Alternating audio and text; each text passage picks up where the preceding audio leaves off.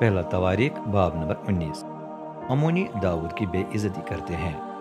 कुछ देर के बाद अमोनियों का बादशाह नहस फोत हुआ और उसका बेटा तख्त नशीन हुआ। दाऊद ने सोचा, नहस ने हमेशा मुझ पर मेहरबानी की थी, इसलिए अब मैं भी उसके बेटे हुनून पर मेहरबानी करूंगा।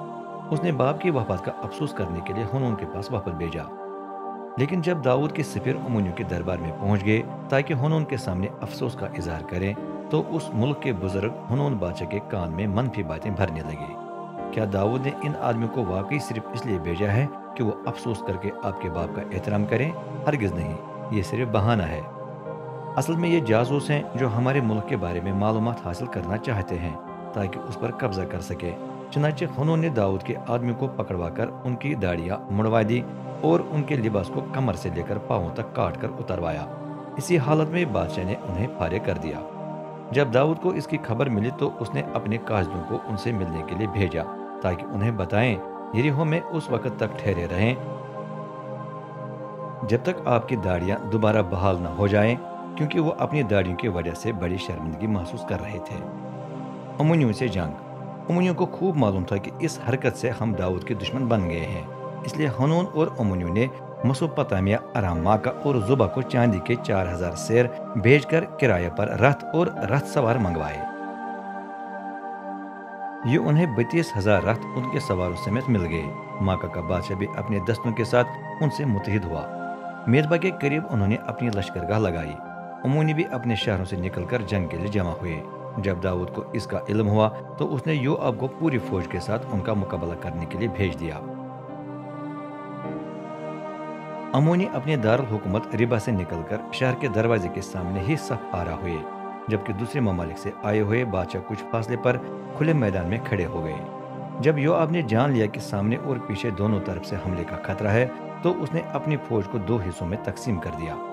सबसे अच्छी फौजों के साथ वो खुद शाम के सिपाहियों से लड़ने के लिए तैयार हुआ। बाकी आदमियों को उसने अपने भाई अबीशे के हवाले कर दिया ताकि वो अमोनियों से लड़े। एक दूसरे से अलग होने से पहले योआब ने अबीशे से कहा, अगर शाम के फौजी मुझ पर गालिब आने लगे तो मेरे पास आकर मेरी मदद करना, लेकिन अगर आप अमोनियों पर काबू न पा सकें तो मैं आकर आपकी मदद करूंगा। हौसला रखें, हम दिलेरी से अपनी कौम और अपने खुदा के शहरों के लिए लड़े और रब वो कुछ होने दे जो उसकी नज़र में ठीक है। योआब ने अपनी फौज के साथ शाम के फौजों पर हमला किया तो वो उसके सामने से भागने लगे। ये देखकर अमोनी भी उसके भाई अबीशे से फरार होकर शहर में दाखिल हुए। तब योआब यरूशलेम वापस चला गया। शाम के खिलाफ जंग। जब शाम के फौजों को शिकस्त की बेइज्जती का एहसास हुआ तो उन्होंने दरियाई फुरात के पार मेसोपोटामिया में आबाद अरामियों के पास कासिद भेजे ताकि वो भी लड़ने में मदद करे। हदद अजर का सरदार सोफक उन पर मुकर्रर हुआ। जब दाऊद को खबर मिली तो उसने इसराइल के तमाम लड़ने के काबिल आदमियों को जमा किया और दरिया यरदुन को पार करके उनके मुकाबिल सफ आरा हुआ। जब वो यूं उनसे लड़ने के लिए तैयार हुआ तो अरामी उसका मुकाबला करने लगे, लेकिन उन्हें दोबारा शिकस्त मानकर फरार होना पड़ा। इस दफा उनके 7,000 रथबानों के अलावा 40,000 प्यादा सिपाही हलाक हुए।